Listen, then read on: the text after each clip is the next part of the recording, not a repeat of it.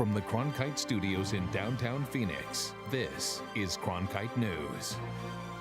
Coming up on Cronkite News, the Maricopa County Recorder faces a barrage of questions about voting problems in Arizona's primary. And NASA was successful in their final parachute landing test. Plus, Hurricane Florence is now a Category 3, but the life-threatening possibilities still remain the same. Cronkite News starts now.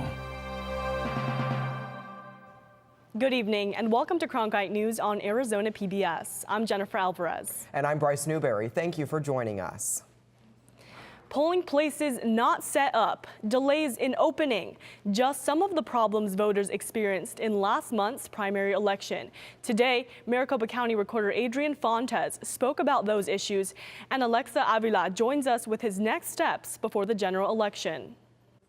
Fontes was very adamant that he cannot guarantee that there will not be issues when people go to the polls in November. He can, however, guarantee that the contractor who was hired to set up some election machines will be replaced with a Maricopa County employee. They have also started reaching out to facilities all over Maricopa County to make sure they can have more broad access to the property beforehand, to make sure that these issues do not occur again.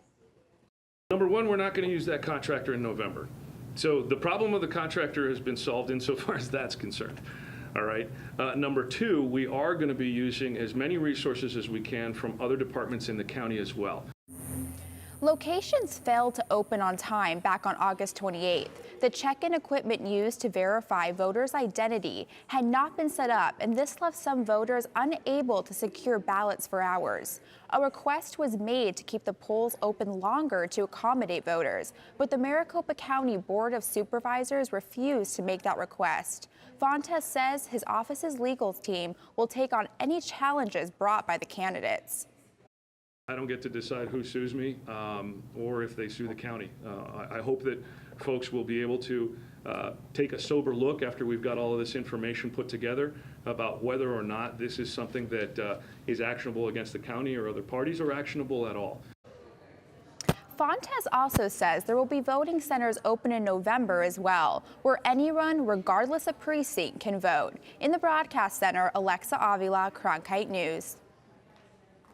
More than 1 million Arizonans voted in the primaries, yet our state still has what a recent study has coined a voter crisis. Cronkite News reporter Holly Bernstein looked deeper into what this means ahead of the general election in November. Because if we don't vote, then we're just absolutely just losing it and to another party. Eileen Dobson is one of many who voted in the Arizona primary. A recent study called Arizona's Voter Crisis, authored by Arizona State University's Morrison Institute for Public Policy, states that on average, our state ranked 43rd in national voter turnout. Our state also has just more than a 58% voter turnout on average, the report says. Senior research fellow with the Morrison Institute, David Doherty, says there is a high proportion of ethnic minorities in the state who are less likely to vote. Really, we are electing officials and making decisions about propositions and initiatives based on a non-representative group of the adult population.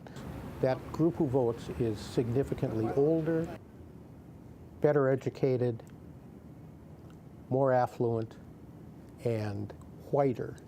That is, from an ethnicity point of view. Doherty says one way to stop the crisis is by teaching high school students about voting. Where these people who are right on the verge of registering to vote are sold on the fact that their vote makes a difference. Dobson says having a voice is important. And I think it is important that we at least express our views and opinions. In Phoenix, Holly Bernstein, Cronkite News. A divided federal appeals court today rejected Democratic challenges to 2 Arizona voting laws. The Ninth Circuit Court of Appeals agreed with a lower court that there is no evidence the state's ballot harvesting law, which limits who can turn in another person's ballot, is discriminatory. It also upheld the state rule that does not count ballots that someone casts outside their regular precinct. In a dissent, Judge Sidney Thomas disagreed, calling the path to state policies much like the changing stairways at Hogwarts. The suit was first filed by the Democratic National Committee before the 2018-2016 presidential elections. The opioid epidemic, water resources, schools, native languages. The list of issues afflicting tribal communities is long, and tribal leaders were in Washington today asking for help with some of those problems. Imani Stevens is in our Washington bureau with details on the National Congress of American Indians Tribal Unity Impact Days.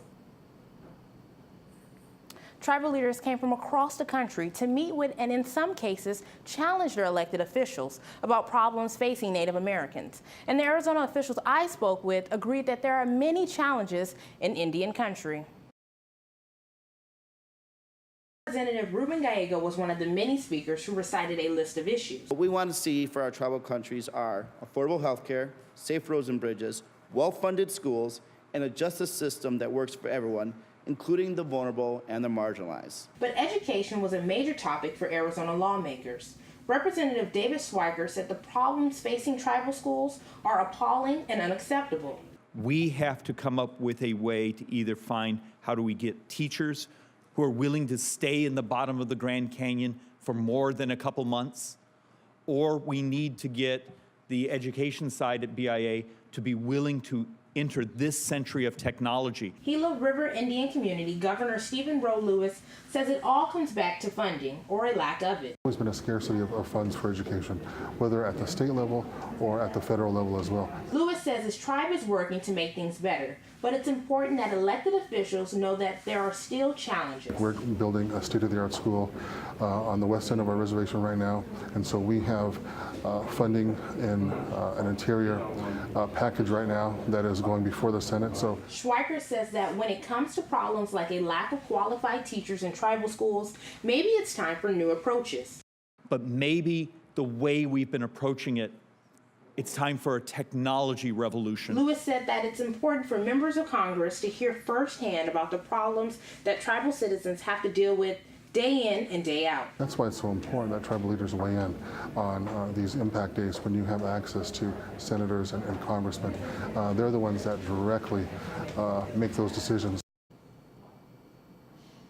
Representatives who spoke to the group today said they've done their part, pointing to a list of 14 bills on Indian affairs that have passed the Senate and are awaiting action in the House. The Tribal Unity Days continue tomorrow. In Washington, Imani Stevens, Cronkite News. Hurricane Florence has downgraded to a Category 3, but remains a huge threat to the East Coast. The Arizona, New Mexico, and El Paso region of the Red Cross has already sent more than 50 volunteers to help with relief efforts. European Space Agency astronaut Alexander Gerst tweeted these photos of the hurricane from the ISS. He called Florence a nightmare and said the hurricane is so large he had to use a super wide-angle lens from orbit to capture these photos. NASA officials and the National Hurricane Center warn that the storm can still bring disastrous impacts to the eastern seaboard. I want to hammer that importance home. This is not going to be a glancing blow. This is not going to be a tropical storm. This is not going to be, one of those storms that hit and move out to sea. This is going to be, a Mike Tyson punch to the Carolina coast. Landfall is expected late Thursday or early Friday. We'll take a closer look at the latest forecast on and track coming up in weather. Recent reports of Google's alleged location data storing has prompted the Arizona Attorney General to investigate consumer tracking through smartphone operating systems. The probe, initiated by AG Mark Brnovich, says it is investigating potential Consumer Fraud Act violations for companies that store location data even when consumers turn off location services. We spoke with one security analyst about what the investigation could mean and what you should do to protect your privacy in the meantime. For certain devices, you have to go both into the location settings as well as the app and user settings, I believe it is, as well as going on to the web interface for google.com. You can go into your own My Data and actually disable the settings there, as well as delete those data points if you so choose. Depending on the outcome of the investigation, Arizona could bring a consumer protection case against Google. If the company is found to have violated the Consumer Fraud Act, the state also could seek restitution for consumers. Meanwhile, Apple has revealed its newest tech gear in a highly anticipated release today. There are 3 different iPhones and a new version of the Apple Watch. Apple named each phone the iPhone XS, the XS Max, and the XR.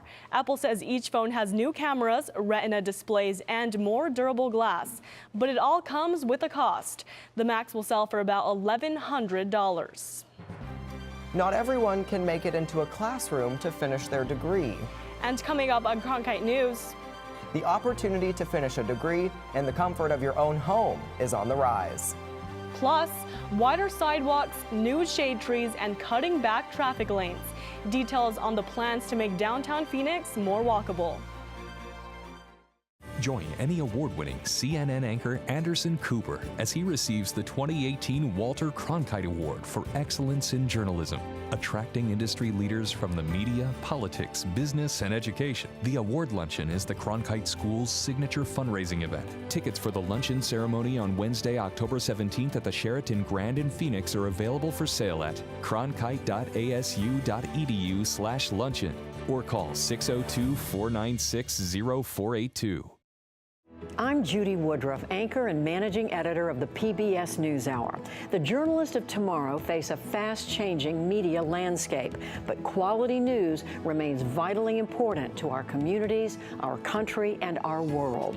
At ASU's Walter Cronkite School of Journalism and Mass Communication, students learn solid, reliable reporting, holding the powerful accountable, and rebuilding the public's trust. The Cronkite School and Arizona PBS, preparing the next generation for a stronger future of journalism.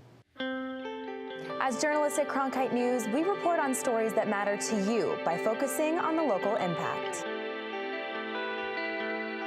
We dig deeper and work tirelessly to keep you informed. Live in Wickerburg. Live in Los Angeles. In Cleveland. In Washington. In Louisville. From Jerusalem. Live in Philadelphia. From around the world to right here in Phoenix. At Cronkite News, we report the facts and stick to the truth.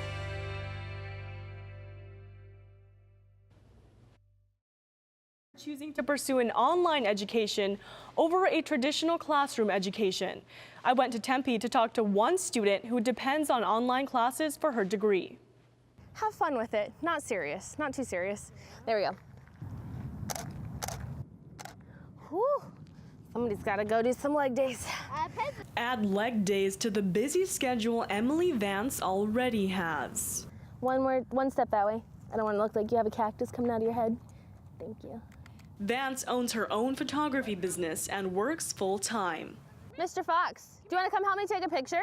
You want to come push the button? We're going to take a picture of Mom. She's also a full-time college student, working toward a bachelor's degree in digital photography. And she goes to school every day from home. I actually have been going to school for the past 8 years, and that is the only way I've been able to complete my degree or get close, because just the regular school didn't work for me. Going to class in that structured routine, I didn't like it. So one more year left, hopefully. And she's not the only one pursuing an online education. Over 5.8 million students are taking online courses across the U.S.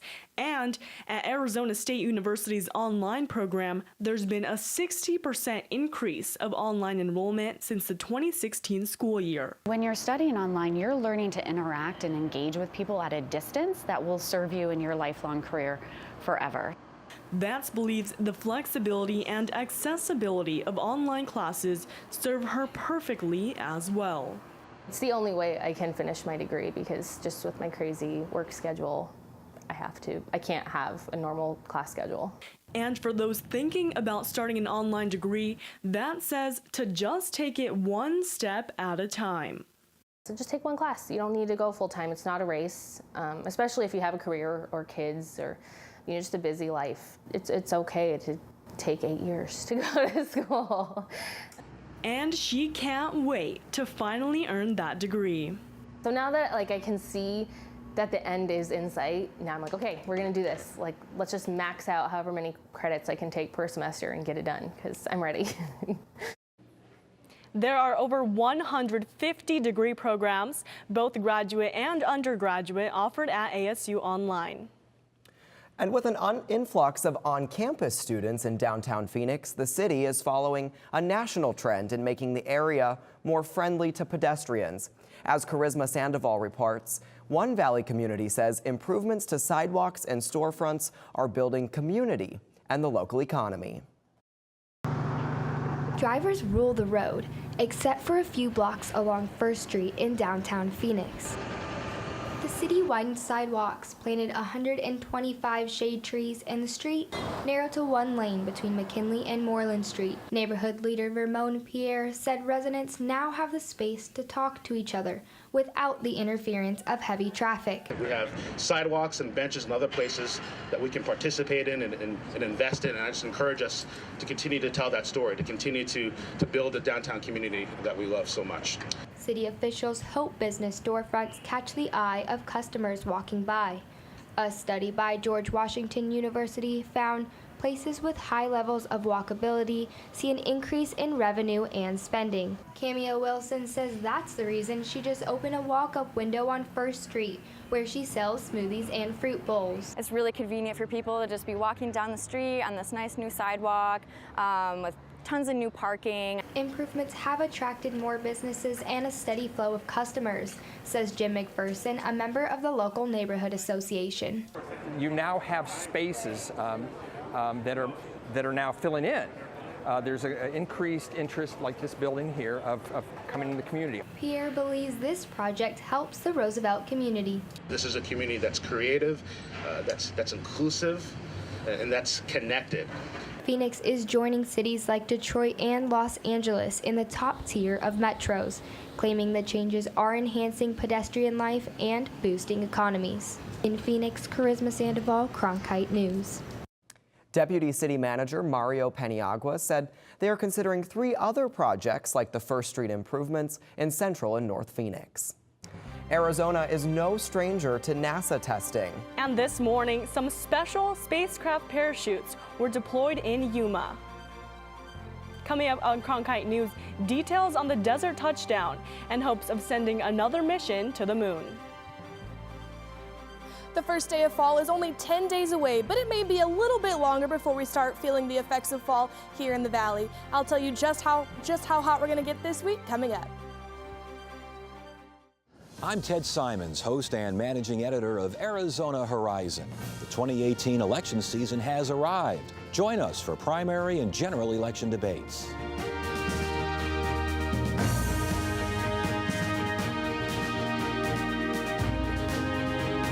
Right here, meet the candidates and hear their positions. Arizona Horizon, your source for what matters most this election season. Only on Arizona PBS. Millions of people die every year from drinking dirty water. I would never have felt I had the ability to do something without ASU pushing me. We built filtration systems out of local materials with the people. To see those kids drink clean water for the first time, it's the most rewarding feeling that you can ever have. I went to ASU because I wanted to change the world. The thing I never would have expected is how the world would have changed me. If you're looking for one show that tells you what happened that day in the world of business, it's NBR. We saw a classic shipwreck. Nordstrom's opening stores. Triple-digit gains. Crude climbs. We're there to help our audience find new investment ideas. The market still has room to go up. Nightly Business Report is the longest-running business television program in history.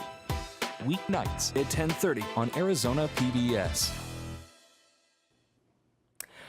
A new journey to the moon and back is set for takeoff after NASA successfully completed a final parachute test in Yuma today. A test version of NASA's Orion spacecraft safely touched down under 3 parachutes. Orion safely deployed all 3 parachutes in sequence after it was released from an aircraft about 6 miles high. The parachutes are designed to protect the spaceship from coming back to Earth at too high of speeds. Orion program manager Mark Kirasich says the success of this test will allow for extensive space travel. Orion is our new human exploration spacecraft, and this is the spacecraft that is going to take people farther into space than we've ever gone before. And our missions will last for several weeks long, and during that time, the crew will travel hundreds of thousands of miles into space and back in some of the harshest environments that people have ever been exposed to. Kiricic said this parachute test was the final one after nearly a decade of development. The Grand Canyon's North Rim could stay open longer this year, and tourism officials say climate change is the reason. Less snowfall could mean more visitors and more revenue for the Grand Canyon. Overnight services typically shut down in mid-October, while the highway leading there closes December 1st each year. Grand Canyon officials plan to revamp marketing for day use at the North Rim. Significant changes are still years away. It's been mostly dry across our state, but the East Coast is preparing for devastating amounts of rain. All eyes are on Hurricane Florence. Haley, what can we expect for the rest of the week? The entire country is focused on Hurricane Florence as it heads towards the eastern seaboard. The storm sits about 400 miles away from the city of Georgetown, and the Carolina coast will begin to feel the effects of that storm as early as tomorrow. The trajectory of the storm has shifted slightly south, and the storm is moving about 15 miles an hour right now, bringing with it heavy winds and potentially devastating amounts of rainfall. But lucky for us, not a whole lot of rain in our forecast today. We're sitting at a high 105 right now. Not a lot of moisture in the air with that dew point at a low 33 degrees. A little bit cooler up in the high country for our state today, 76 in Flagstaff, 81 in the Grand Canyon. Phoenix is one of the hot points of the state today at 105, 106 in Gila Bend, and 106 in Yuma. This is the 113th day that we've reached over 100 degrees in 2018 so far, and we're only going to add to that total heading to the rest of the week. We're going to reach our high for the week of 108 by Friday and Saturday, and we're going to cool down just a bit by this time next week. In the Cronkite Weather Center, I'm Haley Brand. Pop Warner football has been around for nearly a century. But participation is dropping. Coming up on Cronkite News, how the decrease in kids hitting the gridiron is affecting the Pop Warner program.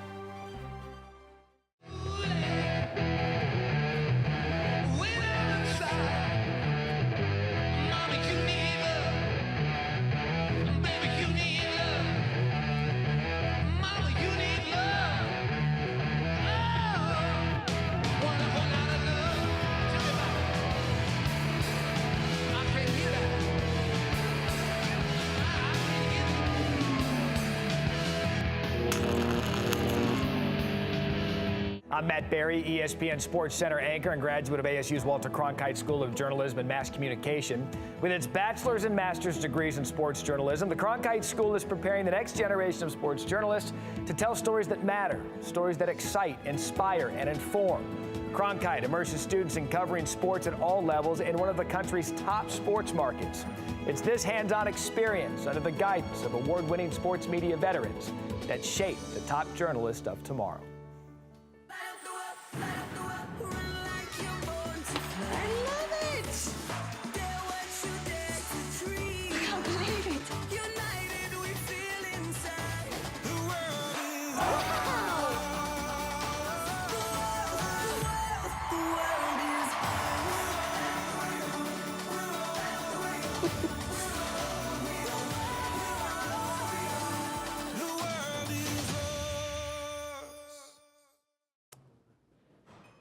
Fewer kids are playing Pop Warner football these days, and that could do with the safety concerns or the prices. But either way, the decline in participation of youth football is not expected to drop. Cronkite sports reporter Anthony Totri found out how one Pop Warner league is dealing with it. Far West Pop Warner in the West Valley said they typically field 15 to 20 teams. This season, they only have enough players for 11 squads. We try to be as safe as we can. I mean, we've been around 90 years for a reason. We're always in the forefront of trying to do things right, especially in this time of day and age.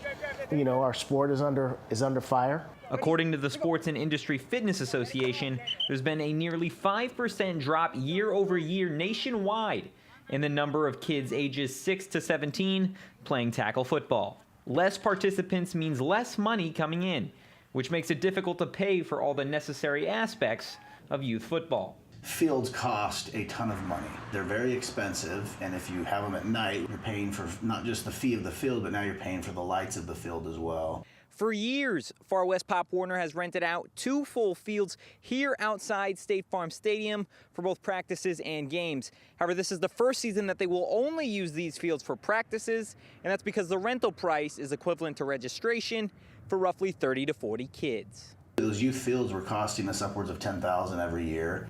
Aside from fields, the $300 average registration fee per person also goes toward insurance, referees, lights, and a handful of other essentials. Far West Steelers coach and parent Vince Del Ponte believes that Pop Warner's rule book takes the necessary steps toward keeping kids safe. Safety is not an issue, and that goes back to the rules with Pop Warner. Because of these rules, we're not going to do some of the stuff that's going to get the other kids injured. Despite youth football leagues making an effort to implement safer rules, the SFIA projects that participation in youth football will continue to decline over the next 5 years. In Phoenix, Anthony Totri, Cronkite News. Cronkite News is proud to be the news division of Arizona PBS. Here's what's coming up on Arizona Horizon and PBS NewsHour. On the next Arizona Horizon, a new study takes a look at the rise and the impact of ride-hailing services like Lyft and Uber. And we'll hear about an upcoming summit on aging well. That's the next Arizona Horizon. I'm William Brangham. On the next NewsHour, Miles O'Brien flies with researchers into the eye of Hurricane Florence. That's Wednesday on the PBS NewsHour.